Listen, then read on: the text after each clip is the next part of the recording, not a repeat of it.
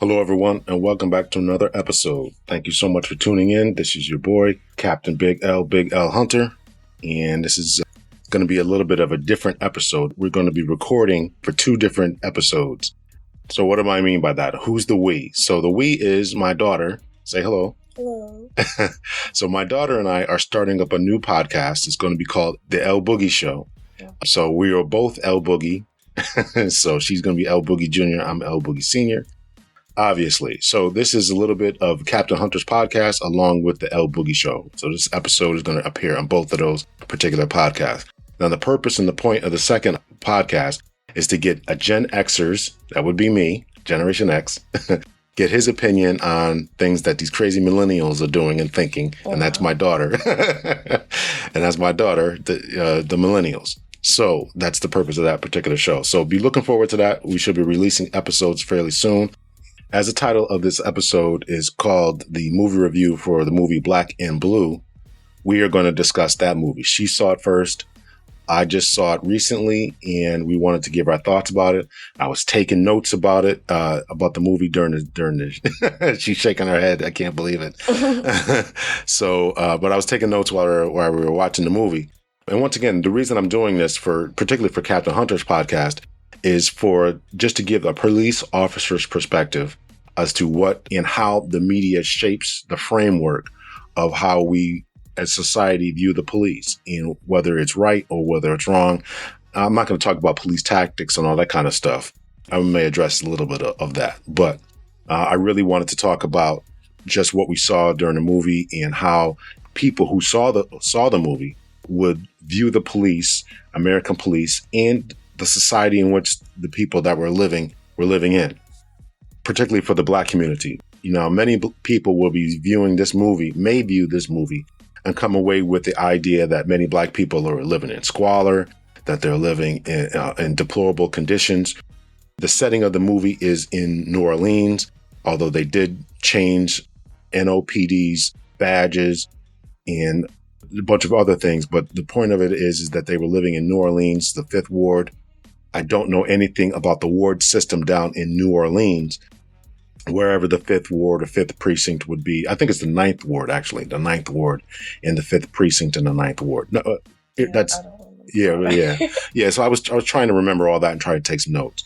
So I want to just kind of dive into that. But before we do, I just want to make sure that you all hit that subscribe button, rate it, share, and like.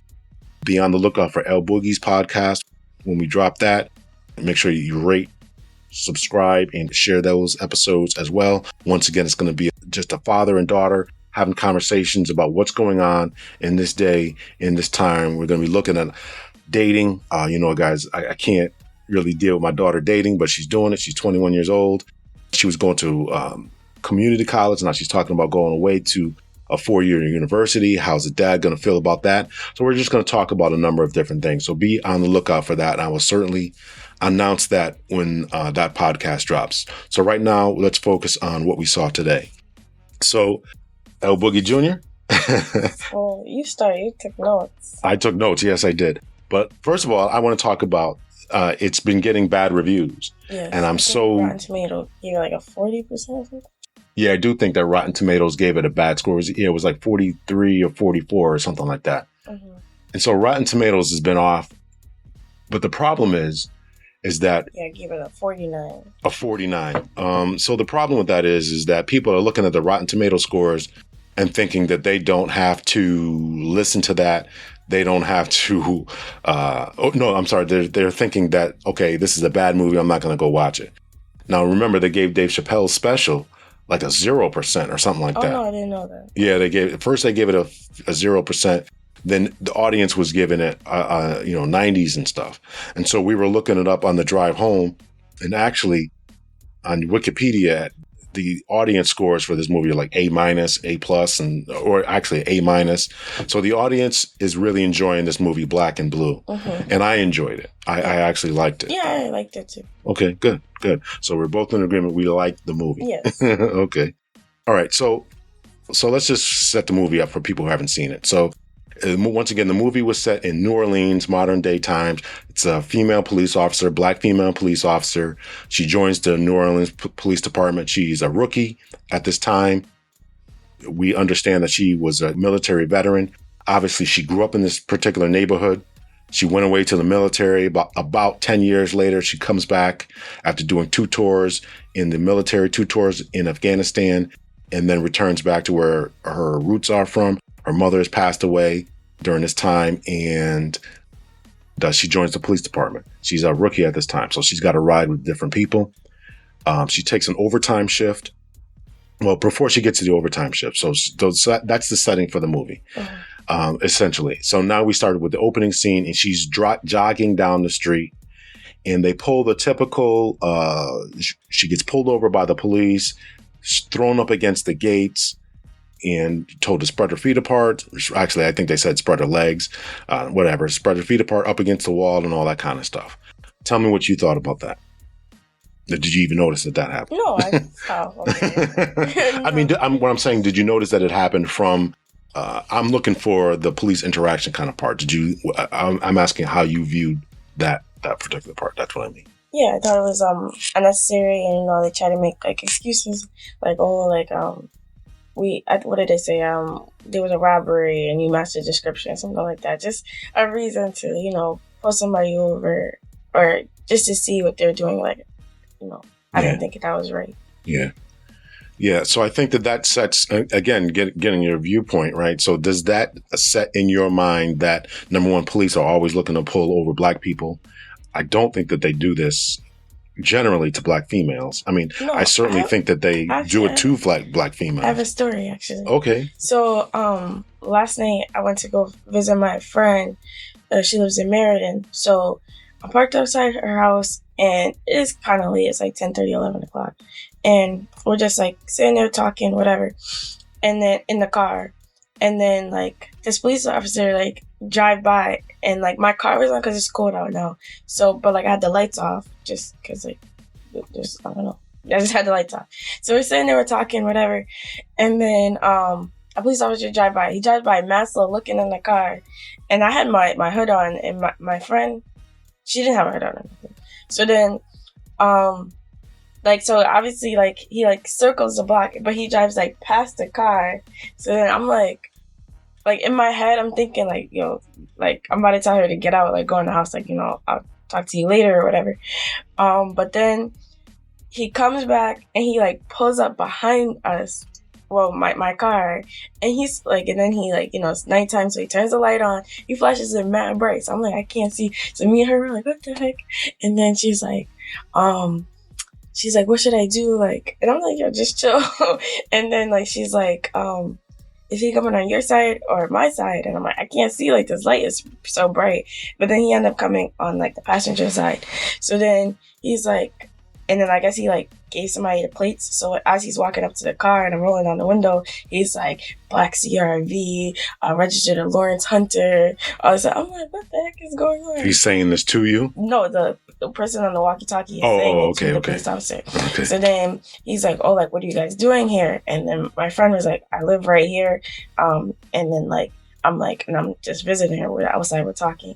And then he was like, oh, well, one of you guys live in Waterbury? I was like, yeah, I do. And then he was like, oh, okay, can I see both of you guys' ID? I'm like, okay. So we give him the ID, whatever. And he was like, so did you guys go anywhere? I'm like, no, like literally I can't see my friend. We're sitting outside, like, or like, and he was like, you guys didn't drive around?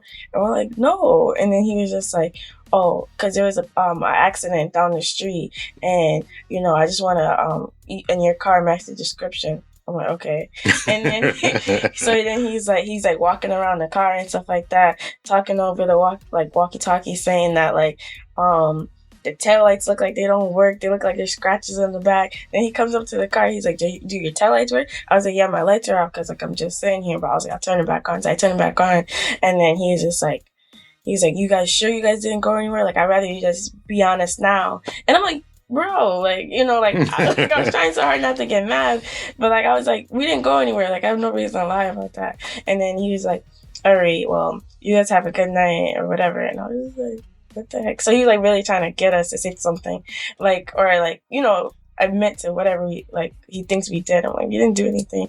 And he even asked me, he was like, how did you get over here? I'm like, I got up the highway from Waterbury. I went down this street. Like, what do you mean? Like, come on now. And if I hit a car, don't you think I would like go back to Waterbury? I'm not gonna just stay here in front of my friends. I was talking about it. Like, and then, but I forgot to say, when he first walked up to the car, he's like, "Can you guys put your hands on the dashboard?" And I'm like, "Are you serious?" But like, he did have one of those recorder things. So he would. I don't know. It's just weird.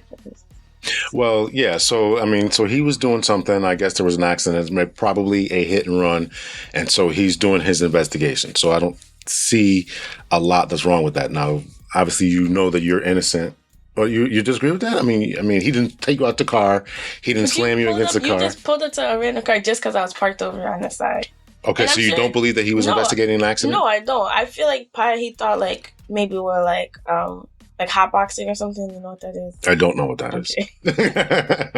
That means like when you smoke like marijuana and whatever. The Mary Jane? Yeah, the Mary Jane. You smoke in the car, but your windows are up and like, just taking it in the aroma, just basking in the ambience. Yeah, exactly. Basking in the ambience. So I'm pretty sure maybe he thought we were like doing something like that, just doing, because he was even like looking in the back seat of my car, and in the trunk with his like light and stuff, and I'm like, this is a hit and run. Oh, I understand you looking in the back of my car, asking my taillights work, but like the rest of this is very unnecessary. Why are you looking in the back seat of my car? And so that's what this podcast is about. And also the L Boogie Show is about just talking about different stuff. And, I try to give a police officer's understanding about, they want to see what's in the car. And maybe he did think you were hotboxing. But I do think it's very interesting that you say that you don't believe what they say. And I think that a lot of people, particularly minority communities, don't believe the police when they say that we match the description. So you say that you don't believe that he was actually looking for a hit and run or an accident. You just think that he was just trying to see what he could find if he would just. Because I think when he drove by the first time, he was like, oh, like, what are they doing? It's kind of late. 10:30, 11 o'clock at night. Like, why are they just sitting in their car? Which is understandable. But like, I don't know, like, there's a different way to do it. Like, instead, you lie, you try to, like, whatever. Because I'm pretty sure the first time you drove by, I mean, it is dark, but you would have seen, like, smoke or whatever, if that's what he was looking for. Maybe he really was just looking for, I match the description. I'm putting quotations in the air. But I personally just don't believe that. That's very interesting. I think that's very interesting. So, and so I don't think the movies like this help out with that perception that Black people have, or that certain communities have. I don't think that they help. So police officers have to try to be transparent about the things they're doing and try to be honest, right? And so if you're really looking for something, just say that you're having nothing better to do and just want to check you out. And I think that there's a way that people can do that. I don't know. I wasn't there, obviously. But I know when I was a police officer, I would say, listen, I just want to check you out, make sure you're okay. I would describe the neighborhood. Hey, this is what's going on. I never said that people fit the description if I wasn't looking for anyone. If I'm not looking for a hit and run victim, if I'm not looking or suspect, if I'm not looking for robbery suspect or anything like that, I would never say that you fit the description. I never said that. And I hope that officers out there who listen to this would get that mindset that they would not say that. Just say that you're checking them out. I'm just checking you out. Make sure that I would always say that you're okay. You're sitting here. Is your car okay? You guys okay? It's a cold night. Are you okay? When I start asking people to put your hand where you can see them and all that kind of stuff, I have a problem. Like you do. You're absolutely right. You set off a bad environment. If you're scared, if you're cautious, all that kind of stuff, I have a problem with that. I'm not saying officers ought to be unsafe. I'm not saying that at all. What I am saying is that, as you just said, you set people off in a tone, in a manner, a totally friendly. Hopefully, it is a consensual encounter. By consensual, I mean that the officer at any point in time can go up to people and ask them who they are and for their identification. If you refuse, which a lot of people are videotaping now and all that kind of stuff, if you refuse, then you cannot be arrested for that because you have not done anything to warrant an escalation of the use of force, intimidation tactics, and all that kind of stuff. Mm-hmm. So the officer, I would have to say, without having been there, and based on your story, raises the escalation. This is what I talk about a lot of times. You're raising the ire of people when you say, put your hands where I can see them. Unless you believe that I'm armed, unless you believe something suspicious is going on where I am armed, right? Hotboxing in and of itself, may be illegal. It doesn't mean that you're armed and you pose any type of physical threat. Now, it doesn't mean that you can't obviously pull out a gun. This is the United States of America. And hurt someone, but I agree with you. It raises the tension. Yeah, and that's what it was crazy because I said that to my friend. I was like, I doubt my dad would have ever did this, like when he was working. Like I feel like, because I remember one day we were like driving, and I think we were at the mall, and like I think like a teenage, well, like probably somebody younger than 16 was like trying to practice driving, and you're like, and they were like swerving, and you pulled up to them, you're like, hey, you guys okay? Like you guys like. Don't do that right now. Like, you basically were like being nice to them. Like, you asked them in a nice way, like, basically cut it out. Like, like, and so, like, I feel like he could have did the same thing. He could have just came up to the car and been like, oh, okay, like, I'm just trying to check on you guys. You guys got the lights off, like, whatever. Yeah, are you stranded? Are you stuck? Is somebody hurt, injured? There's a way to get the same information without raising the suspicion, the fears, and the anger of the people that you're dealing with, right? And I think that, and you're absolutely right that he did that. So let's try to stay on point here with the movie. Okay. I'm just saying though, because like I agree. Like I agree. I was just basically saying in the movie, yes, when they were like, "Oh, you match a description of the robbery or whatever," I didn't believe it. Just like I didn't believe this guy last night. And I think that point is well taken. I hope that officers out there would understand that that sometimes people are not believed, and when you say things like that, it diminishes our authority, it diminishes our procedural justice. It diminishes our police legitimacy. Police legitimacy is that everything is above board, everything is transparent, and you see the police in one way. We are there to protect and to serve with integrity, honesty, and all that kind of stuff. And when cops lie to people, and I don't like it when they lie. I've never liked it when they lie to people. The Supreme Court, I can get into this a little bit later, but the Supreme Court said that police officers can use deception to interrogate people. I don't agree with that. I don't like it. I think it's bad because you reduce police legitimacy. If I go up to people and just stop random people on the street and just say you fit the description and you're not really looking for people, this causes that anger amongst particularly the Black community, but all communities, right? So it reduces police legitimacy. And I got to actually have an episode that's going to be coming up where I talk with a former police officer, a Black police officer, police chief, and he talks about police legitimacy. So we're looking out for that. Again, what erodes a police legitimacy in people's eyes is when they went to the store, when our main character and her initial partner, I think his last name was Jennings in the movie, Jennings went to the store and they were about to buy something. And as they're about to leave the store, Tyresegibson's character says he's working at the store, says to the both couples, both of the police officers, cops don't pay. And so I've always hated that. I always paid for stuff. There was a McDonald's in the city, and they would give officers free food. I never went there or I paid for the stuff because it looks bad that struggling single mothers were in there buying stuff from the dollar menu. You go into stores, they're giving a coffee, although I have taken a free coffee here and there. But I would always buy something else. I would always buy some chips or something else just to show that I would give money. I probably shouldn't admit that, but it's true. It's the truth. Yeah. So, but I think but you got single mothers in there, people on WIC, people on food stamps, all the kind of stuff, and you getting paid a certain amount of money, have the means to pay and don't pay. And I think that creates a really bad image. And that reduces police legitimacy. It also talks about crooked cops. Now we get to the crooked cops aspect of it, where the main bad guys in the show are the police, where they are involved in the drug trade in and of themselves. They're either hiding the drug dealers, not refusing to arrest them. There's gang warfare going on, and the police are in the middle of it, stoking up both sides, playing both sides, taking bribery money from both sides. And for whatever reason, according to the movie, the main characters in the movie, which is the guy who was in Avengers, who played frankgrillo, I think is his name. Anyway, so he's the bad guy in the movie. He's on the Vice team, he's in their narcotics team. He ends up shooting one of the biggest gang members' cousins or sons or stepsons. Yeah. And so as the movie goes on, right, so these are crooked police officers involved in the gang warfare, playing both sides and all that kind of stuff. And then next thing you know, they end up committing murder in order to silence the witnesses to their illegal activity. Mm-hmm. Now, when you see stuff like this, how does that make you feel? Do you think that this is going on in police departments, or what do you think? I think it is. Wasn't there a case like that here in Waterbury where a police officer was like selling like weed or something that was like found in his like trunk?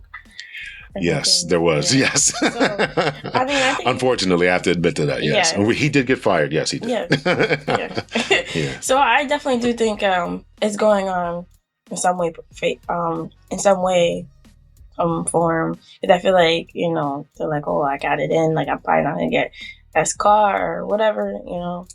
So I don't think it's like as popular as like, you know, media and movies try to make it seem, but I do think in some aspect of it is going on. Yeah. Well, I'd hate to disagree with you, but I have to admit that there were a few officers that we had to fire because they were doing some nefarious things and dealing with drugs with themselves.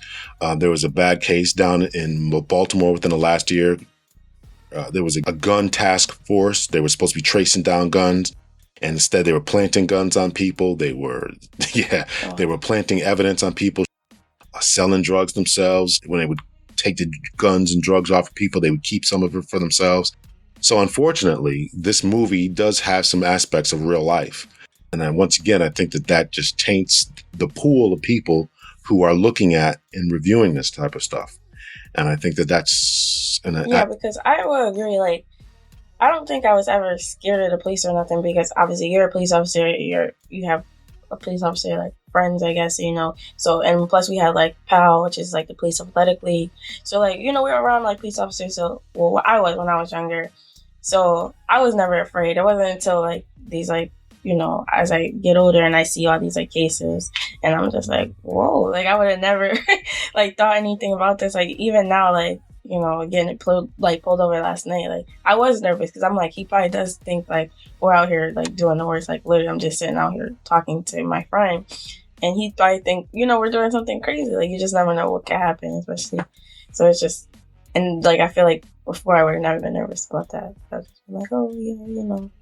I'm not gonna lie. Like I'm gonna tell you what I was doing or whatever, you know. So yeah, and I think it's interesting that you said that you had a certain perspective of the police. Then you start reading stuff in the paper or hearing about it or Facebook or however you're getting your information, and now you have this different mindset about it, you know, and that is very hurtful. It's the truth, but it's hurtful because police officers should understand what they do and what they stand for, and their integrity and the oath of office that they have taken, and they really should stand by that. And unfortunately, they get corrupted by the glitz and the glare and the power that they have, right? That's what I was thinking. And my friend was saying that last night. She was like, he probably like was bullied in school and stuff like that. They all think we're all bullied in school. Yeah. We weren't all bullied in school.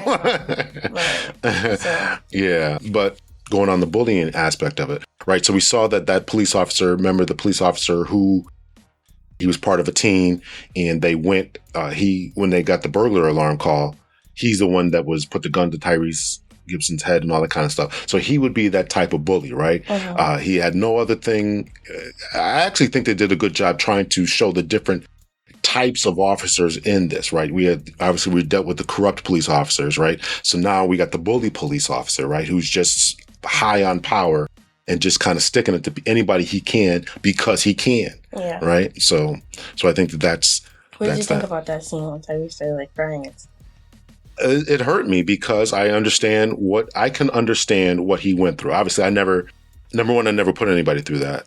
And number two, I've never been through that, but I hear and see the pain that powerless people, particularly Black people, have dealt with when they have been bullied by people who are just high and drunk on power. Uh-huh. At the end of the movie, remember what Tyrese pulls the gun on him and says, "How does it feel?" Yeah. Right? Okay, I'll let you pass.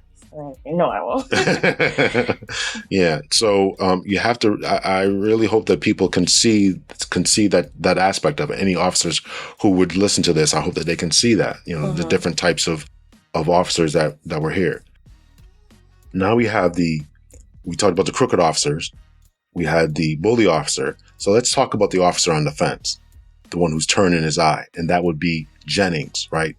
Her partner, right? Her name in the movie was Alicia West. Okay. Yes, Alicia West. That was her name in the movie. So her partner wasn't crooked, and then in the end of the movie, he does the right thing by shooting the real bad guy, crooked officers, shooting them. He doesn't kill him, but he shoots him. But he was on the fence, and he did nothing when they were trying to kill, when they were robbing people. And so that he is the one, and I would say this to everyone, no matter what line of work someone is in, it's the people in the middle who are the real problems. They make it so easy for the crooked people, because you know what the crooked people are doing, because you don't dine them out, because you don't rat them out. And what did he say in the movie? If you tell this, then you will become a rat. It's not about, he didn't care about doing the right thing. He cared about his reputation and how other people would see him. What I'm saying is, just for the audience who's listening, there was a time when West gets away from the crooked people who are chasing her. She calls her partner, Jennings. Jennings then responds to go pick her up, and they're having a conversation. And then West says, I got to turn this body cam footage in of when they're trying to kill me. That it shows them murdering these innocent well, they're not innocent, but they show them murdering these drug dealers. They then turn the gun on me, and it's all captured on my body cam. As he's talking to her, then he reveals that he understands and knows exactly who these players are in this game. He's not a part of the game, but he understands who the players are. So his advice to her is not to turn him in, not to call internal affairs, but to give it to the captain and let the captain make the decision. That way she could save her own reputation. So he cared about his own reputation. He cared about the way that he was viewed, more than he cared about the integrity of the organization, more than he cared about anything else. And those are the types of officers that the people are complaining about, because, as the saying goes, the bad apple corrupts the, what is the saying? A bad apple ruins the bunch. Yeah. A bad apple spoils the bunch. Mm-hmm. So it's the bad apples, right? The crooked cops are out there doing everything, but it's the other officers on the side who aren't saying anything, and they are being slowly corrupted, right? So that they become the problem. Yeah, because I think that is a big thing. A lot of people are like, oh, I don't want to be perceived as a snitch, or snitches get stitches, or probably he's thinking nobody else is going to want to work with him because they're going to think he's going to snitch on things. And so it is yes. Keeps going. Yeah. So what did you think about the aspect of when they said, and I'll have to answer this because I'm Black as well, when they talked about the salty veteran tells the newer officer, West, that now they're both Black, they're sitting down eating dinner. He tells her that these aren't your people anymore. Oh. You're now blue. You're not Black anymore, but you're blue. That's the name of the movie, Black and Blue, right? Not talking about people's eyes. It's talking about being Black and being blue. So the salty veteran officer who's Black is in on the corruption, is trying to school this young officer that you're no longer Black, but now that you have to be blue. It's us against them. What did you think about that? I think that's completely true now. Nowadays, especially because of all this stuff in the media, but I think even before that, they're just people just get more nervous around cops. I don't know. They probably just think you're going to snitch on them, or, you can't be a regular person. When you take your uniform off, you still are at work or whatever, and people can't distinguish the two. So I definitely think some people believe that, and I don't think it should be true. I don't think people should be more nervous or not be allowed to be Black anymore just because they want to do the right thing. But I think people associate that, and I don't get why. Yeah. Well, I think because they view the system as being rigged against them as Black people, right? So, and if you're going to join the other team, even And they probably think you're a snitch too. They think you're a snitch. Mm-hmm. They think that you're on the other side. West grew up, as we talked about in the introduction here. West grew up in this city, and she had a friend. And let's talk about the friend now, just to kind of couple on that. She had a friend, a female friend. I don't remember the female friend's name in the movie, but whatever her name was, they grew up together, and now the friend no longer wanted to associate with the police officer because she was a police officer. And then she said the same thing, that you chose your side. Yeah. A West character says to her, well, listen, I asked you to come with me to the Army. Let's get away from this life. So you chose your path in life. So don't be mad at me as a police officer for choosing the path in life. And so West chose the more upstanding path in life, obviously joining the military, serving her country, and now becoming a police officer who had integrity. Whereas her friend, who grew up now, had a child, presumably out of wedlock. Not that makes her a bad person in and of itself. And you chose to be around these criminals and drug dealers and stuff. So you chose your path. You both were on the same path, and you chose your path. And so she now says that she chose the other side. Right. So this is the point that I try to make, is that it's seen as two different sides. Either you're with the police or against the police. Either you're black or that you're blue.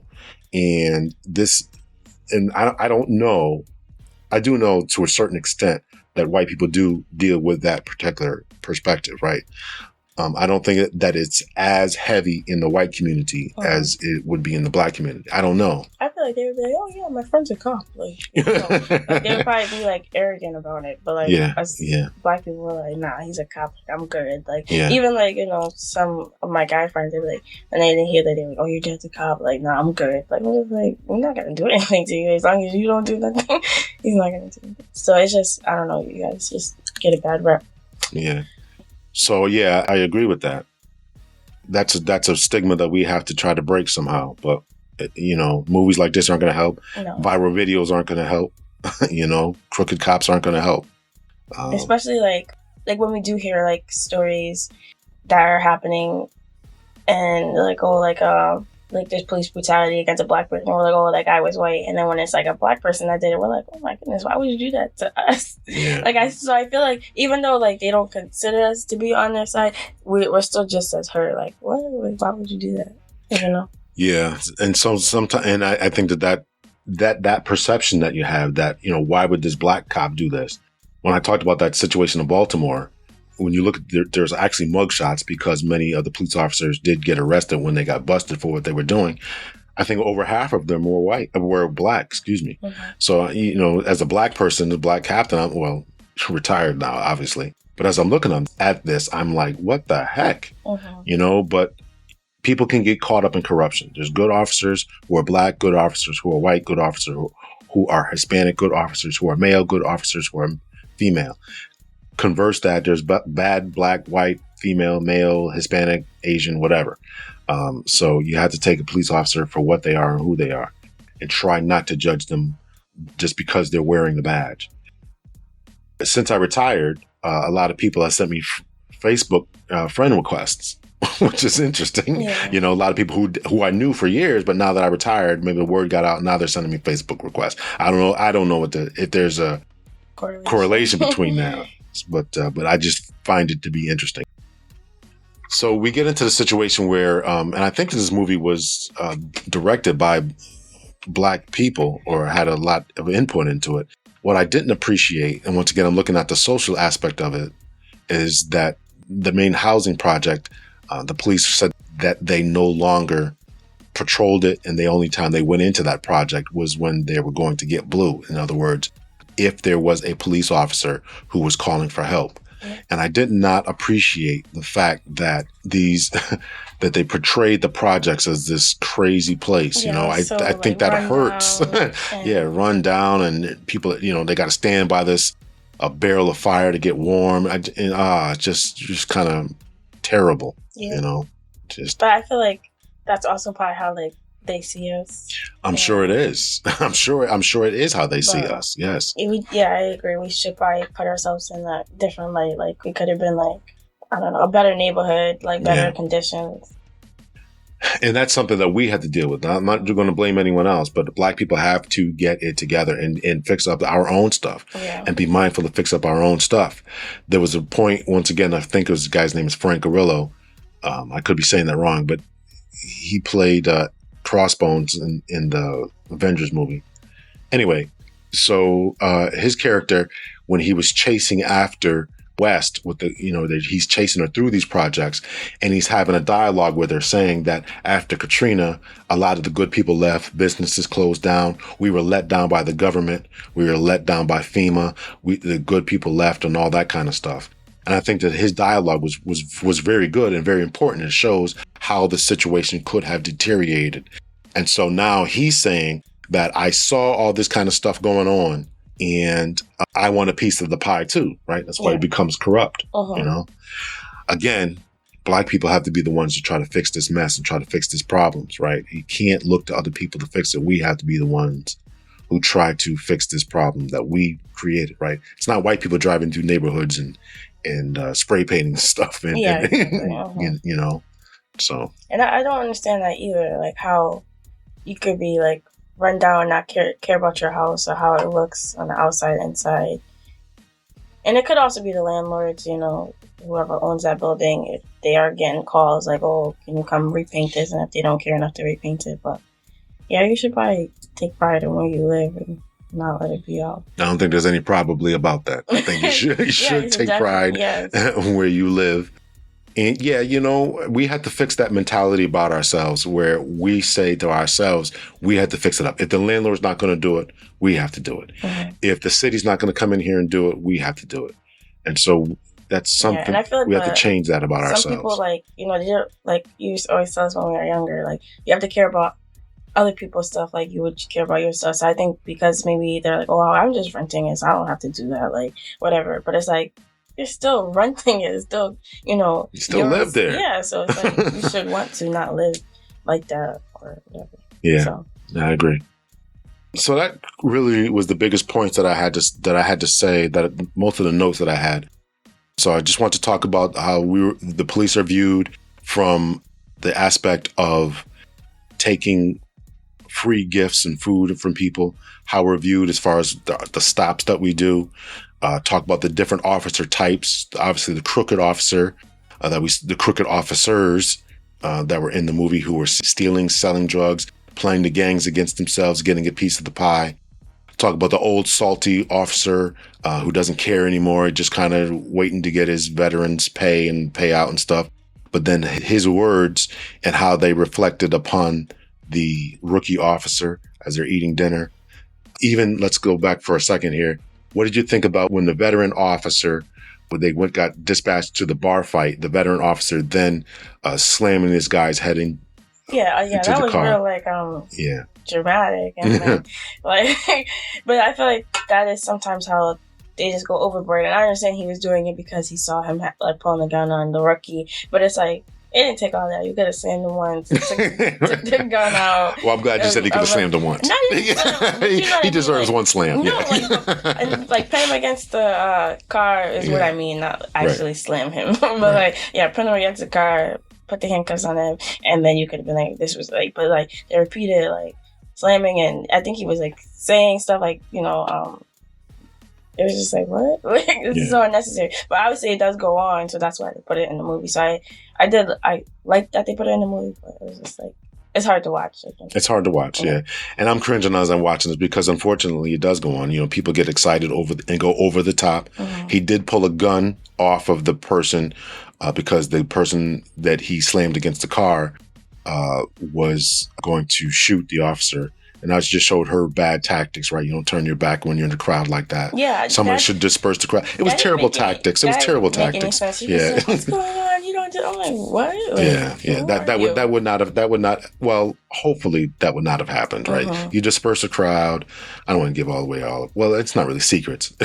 You disperse the crowd, get the people away from you. You don't get surrounded like that. You don't turn your back, and so, Anyway, it was bad tactics on her part, but it's a movie, and I'm sure that they had a point in showing that. And I'm sure the point is that she could have put herself in the place where would be killed. The salty veteran had his mind on the entire scope of everything, and then pulled the guy away, slammed on a car a few times, and pulled the gun out of his waistband. Uh-huh. You know, so that's another officer. Was the old sultry veteran. The officer in the middle, right? Jennings, the original partner who knew what was going on as far as the corruption, and was trying to help her to do the right thing, but do the right thing in the wrong way, right? Instead of going to an internal affairs. I don't really blame him though. Like, I feel like if I was by a police officer, or I probably would be saying, I'm mind my business. Like, if it don't affect me, I'm mind my business. You know, and obviously that's not good, but it's just like. Well, and I think that people understand that they can be hurt. Uh-huh. You know, they won't get back up on calls. She's seen all of it. Like, I do absolutely agree with her doing something about it. But like, I feel like him like going out his way to do something about it. It was like, who's really gonna do that? But there should be people that take initiative and stop what's going on. If there's more officers who do the right thing, now in the end of the movie, he did do the right thing. Yeah. He's probably going to get in trouble, fired, or whatever, because, you know, everybody who's going to get caught up in that investigation should. Oh, yeah. What did you think about that ending, too? When Tyresegibson, he put on, like, her jacket and all that to bring it back to the police station. Like, did you think that was, like, realistic? No, because there's keys and key cards. Unless she gave all the codes and keys and stuff like that to get into the secure building, I didn't really have a problem with it. I mean, it's a little far-fetched, but okay, whatever. Mm-hmm. You know, you got to end the movie somehow. She obviously could not have done it. She was not going to get anywhere near the police station. Mm-hmm. Everyone was looking out for her. So I think that was actually a fairly good. And I thought that part was kind of stupid too. They're like the guys are, oh yeah, we got her, or like, you know, over the walkie-talkie, and I was like, why wouldn't you wait until she at least got in the back seat? Because, you know, I think in police cars in the back seat, you can't get out or whatever. Yes, that's right. Yeah. So I thought it was stupid, but obviously they did it to make it like more of a movie. Well, yeah, to make it more of a movie. And also there's different channels too, right? Mm-hmm. So police officers have different channels. So they might have thought that with the channel that the bad cops were on, was not being monitored, and she happened to be on the same one. I'm just trying to give a plausible explanation. Yeah. So it certainly would have been better to say, hey, listen, get in the car. But whatever. So that's the different types of officers. So we have the crooked officers, the officers on the fence. We have Jennings, who's the officer on the fence. We have the good officer, obviously, is the protagonist who's going to do the right thing. We have the salty veteran. We have the bully cops that we talked about before. Just kind of pulling his gun because he can. Yeah. On a power kip. Yeah. And then of course the community aspect. We have to clean up our communities because we're viewed a certain way. You're absolutely right. We are viewed a certain way, and we have to clean up ourselves. We can't expect the police to do it. We can't expect FEMA to do it. We can't expect anyone else to come in there and save us. Nobody's coming to save us. We have to do it ourselves. Yeah. So. And I agree with you. You shouldn't want to live that way. Even if you're renting, you should not want to live that way. Yeah. Right? So I think that'll wrap it up. I enjoyed the movie. I would give it an A as well. I enjoyed it a lot. I mean, little stuff, little far-fetched, bad tactics from as a police officer watching this movie. It's like, come on now, that ain't gonna happen. Exactly. Yeah. but I mean, for an action movie, it was good. Good running, good scenes, good action. I think the overall moral of the story and all that was good, but some parts of it executed was like a little weird. Like there was like real dramatic and like scenes like when she like slammed her hands against the car. I'm like, what is this supposed to be, a scary movie? Like, what's going on? Yeah. When she was running down the street and she meets Jennings, who she called to come rescue her from these crooked cops. Jennings is waiting on the street and he's looking around, and next thing you know, she bangs on the window saying, "I'm here." Yeah. That was so there's certain parts I was like, what is happening? Like, the way it was like filmed or whatever. But overall, yes, I do agree. It was a good movie. Yeah. That part with Tyrese crying, I was like, but I definitely do understand. Like, they were just trying to show like how. Do you think he should not have been crying? No, come on, man, he's a grown man. No, because I think that's the point. Is that I'm powerless, and what can I do? Mm-hmm. Listen, that whole thing, and there's been a lot of research about this, is emasculating for people, right? And not just for Black people, but for anyone. who has been treated this particular way is emasculating. You're a man. I called you. That's what Tyrese kept saying to him. Tyrese, for those who have not seen the movie yet, we're talking about the scene where Tyrese pushes the alarm in the store that he's working at to try to get assistance. What's that? They never go to the convenience store either. I don't think they did. That's when the bully cop got there. No, but I'm saying they usually never go to the convenience store. I thought they went there, yes, because they thought that she was there. Those two officers, the bully officer who showed up. No, I'm saying they don't go there for calls. Like, if they were to call any other time. Because remember, earlier in the movie, he was like, well, I tried to call you last night. Oh, yes. So I'm saying they never really go to the convenience store. They only went there because they thought... Right, so the owner of the store was complaining that they got robbed or something like that happened. And he tried to call them and they didn't. And they didn't come for 24 hours. Mm-hmm. And that just shows that the perception that this community, this neighborhood, and the problems in the neighborhood don't matter. Yeah. And even though he was there, and I've done this, people have said, listen, I've gone into stores or gone to see people or drove down the street, and they said, I gotten flagged down and said, hey, you the officer who's come to take this call? And I'd be like, nah, but I'll take it right now. Because I understand that there's a frustration that people have when the community is waiting for people, right? They call, and there's a tier system, a priority system. And so we will always get dispatched to the higher priority calls first, right? The shootings, the fires, fights in the street, rather than, a larceny of, somebody's taking baby Pampers or something like that. So that's obviously lower on the priority. And so whatever the owner of the store was complaining about was just lower priority. He called 24 hours ago and they still hadn't shown up yet. And now here these officers are getting coffee and all this kind of stuff, and he wasn't there. Yeah. So, but that would answer the question as to why the officers showed up there for the burglary call, because that would rank as a higher priority, if that makes sense, right? So they think it could be a robbery in progress or a burglary in progress.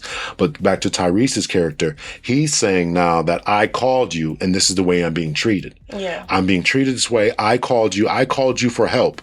You didn't come and help me. You came and put me in handcuffs and are roughing me up. And there's a powerlessness to that. There's a sense of hurt that is beyond belief, that this is the way we are constantly being treated in this neighborhood. When the officer who was shot, West, his character, she's shot, and she's running through the neighborhood. She's knocking on different people's doors, and nobody's going to help her. Why? Why is nobody willing to help her? Because this is the way the police are viewed, by their actions and by the distrust in the community, the corruption that these other officers are doing. Everybody knows this stuff, right? If the police are selling drugs and planting evidence and doing all this crazy stuff, everyone in the community will know about this. Everyone will hear about this, and this presents a problem. And so therefore you don't get that trust, right? I talked about police legitimacy before. This erodes the trust and the legitimacy and all that kind of stuff. So this is the problem. So that's why Tyrese's character was crying, and I don't think that it was far-fetched to him to be crying. Yeah. So if you notice too, when they pulled up his rap sheet, when they went to check and see if he had any warrants, it said he was convicted for resisting arrest. For resisting arrest, which is a very interesting charge. You have to be resisting arrest, right? So what are you being arrested for? He didn't get convicted of that, right? A lot of subtleties people didn't pick up on. Yeah. So let's just say he was being arrested for fighting or for burglary or for larceny. That charge presumably was thrown out, and he wasn't arrested for that. But what they did find he did, resisted this authority. Yeah. And so that's why he wasn't going to resist anymore, because his life is ruined because he's a felony. Probably, you might not be able to vote, can't go to school, can't do all this kind of stuff because you had this conviction on you. So now he's just got to work in a little convenience store, grocery store. That's where he's got to work at. And so he doesn't want that anymore. So he's not going to resist. He's not going to fight back because he already got messed up the first time. Yeah. That makes sense? Yeah, no, definitely does. Yeah.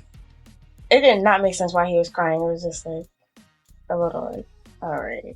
But probably also because of that meme before, like when people making fun of Tucker. No, I was trying. When I was thinking about this in the movies, I was like, how am I gonna do this podcast and not mention that? And here you go mention it. I think that's why I was like, come on, Tyrese, it's too early to be crying in movies again. Like, give us a couple years to forget that. Oh man. What more do you want from me? That's so funny. Yeah. Too funny. But so I think that's the only reason why I said that. I definitely think it was, like you said, it was realistic, It was demasculating, all that. So it's just Tyrese, it's too early for him to be crying in the movie. Okay, well, you make sure you mention that to him on Twitter. See how he responds to that. I will on Instagram, because he was promoting this movie a lot, and I was like, let me see. Yeah. Well, listen, I enjoyed the movie. I think people should see it. It's disappointing that it's already being dwindled down in the number of showings. The 2:00 show, and that was the only show that was available for the day. Yeah. Wow, because I know I went to go see it last week, and I could have sworn they had like a lot of like showing. Well, not a lot, but probably like however many they have in a day, like 6, 4, whatever it is. They had that many. Yeah. So, well, that's all I saw was today. Was 2:20 show. But whatever. I wonder if they got like a lot of like publicity, like as far as like advertising, like on regular TV and all this other stuff too. Because like I know I've seen it a lot because I follow Tyrese on social media. But like if you don't follow Tyrese or follow like her or anybody else that was in the cast, like are you really gonna know about it? Yeah, I don't know. I try not to watch TV, so I don't know. But that's a good question. And I was questioning why it wasn't doing so well. And this is just some thoughts that were going through my head. Is it mostly because it's a black cast, although there are a substantial number of white people in it? Uh-huh. Is it because nobody wants to see a crooked cop movie anymore concerning all that's going on? Was it the Rotten Tomatoes stuff that's kind of tanking it? I mean, it's very curious, but I think it was a very good movie. Yeah. I think it was I would go see it again. I may actually go see it again. That's my thing too, because like people will ask like, oh, like as I think even All Eyes on Me, the Tupac movie, it got like a bad review, or Rotten Tomato got like an 18%. And then I think I was talking about it with my coworker. That's why it's on my mind. And then he was like, "Oh, you went to go see that?" I was like, "Yeah, I went to the theaters to see it." Like I feel like you gotta support black movies, like well, if you agree with it. And so I don't like. I feel like a lot of people are like, nah, like they're not spending money on movies anymore. They're just bootlegging it. No, I don't even think they're bootlegging it. I think some people just wait until it comes on like Netflix or Hulu or whatever, like the streaming sites are now. Like I don't think a lot of people are really caring for the movies anymore. Well, I was thinking about that too, and I hope movies do not go away. I enjoy going out. I enjoy the outing, and just to sit in your home all day. And pretty soon, we're not going to have any reason to leave the house. Yeah, you can order groceries. You can watch movies. You can you can shop on Amazon. We're not going to leave the house anymore soon. So it's too bad. It's too bad. So that's the movie review for today. Thank you so much, L Boogies. We were looking forward to this on the L Boogie Show, as well as Captain Hunter's podcast. It'll be on both platforms. Make sure that you guys rate, subscribe, and share this episode. Share it in your Facebook. Make sure that you share it too, Lauren. Yes. Tell everybody that you've been on a guest on Captain Hunter's podcast. I am honored and privileged. No, the honor and privilege is all mine. And if you want to support the show, you guys can do it through Venmo, Cash App, PayPal, cptlhunter, that's Captain L Hunter. And hit me back, cptlhunter@gmail.com, cptlhunter@gmail.com. If you like the show, tell me what you think. If there's any other topic that you would like for me to discuss, I do plan to do another movie review about that movie that's coming up, Queen and Slim. Let's talk about Harriet. Did you see Harriet? No, I didn't. Sorry. Okay, we can't talk about that. Okay. I will see it tomorrow. I actually have an AMC gift card, and it would be $6 tomorrow. Okay, so when you see that, we'll talk about Harriet as far as the social aspects of it. I'm trying to get a professor from some university, some African American studies professor, to talk about it. So we'll see what goes on with that. But anyway, so that's it, ladies and gentlemen. Thank you so much for tuning in. Hit me back. Send me an email. Also follow me on Instagram. You'll follow Tyrese and Lauren, and follow me on Instagram. cptlhunter, Captain L Hunter. Follow me on Twitter, cptlhunter. And that's it. Until next time, much love and peace.